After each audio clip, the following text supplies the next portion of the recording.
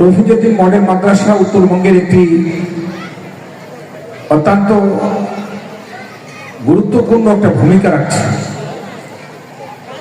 আমরা রাসূল সাল্লাল্লাহু আলাইহি ওয়াসাল্লামের আদেশে আমাদের সন্তানদেরকে কিভাবে তাদের জীবনকে আমরা পরিচালনা করব, আপনাদেরকে শুধু একটা ধারণা দেই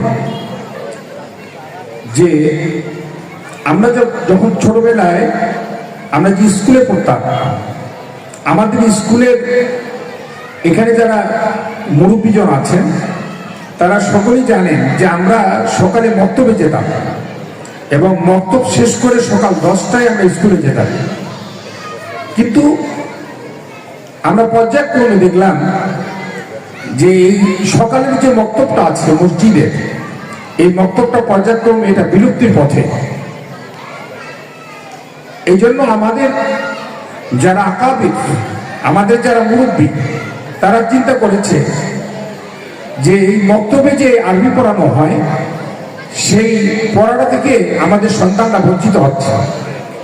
এই জন্য তারা এটা এমন সুন্দরভাবে একটা সিলেবাস তৈরি করেছে যেখানে আরবি, বাংলা, ইংরেজি সমন্বয় করে। যে বাচ্চাটা এখানে লেখাপড়া করলে তার এখান থেকে বেরিয়ে গিয়ে সে স্কুলেও যেতে পারে, সে মাদ্রাসাও ভর্তি হতে পারে। তো সেই কাজটি কিন্তু রফিজউদ্দিন মডেল মাদ্রাসা করে যাচ্ছে। এই জন্য আমি আবারও শুকরিয়া আদায় করছি, আলহামদুলিল্লাহ। রাসূল সাল্লাল্লাহু আলাইহি ওয়াসাল্লামের হাদিস, খায়রুকুম মান তাআল্লামাল কুরআন ওয়া আল্লামা, সর্বোত্তম ওই ব্যক্তি যে কোরআন মাজিদ শিক্ষা করে এবং শিক্ষা দেয়। আমাদের সমাজে আপনি যদি লক্ষ্য করেন, এই বাংলাদেশে এই তালিমুল কোরআন বোর্ড যেগুলো আছে, কোরআন শিক্ষা বোর্ড, তালিমুল কোরআন বোর্ড, একটা চিটাগাং বোর্ড, একটা ঢাকা বোর্ড, একটা বরিশাল বোর্ড। আপনারা শুনলে আনন্দিত হবেন যে প্রত্যেকটা বোর্ডে এত প্রতিষ্ঠান এই এলাকার ভিতরে আছে। শুধু চিটাগাং বোর্ডের এই রংপুর শহরে 198টা প্রতিষ্ঠান আছে।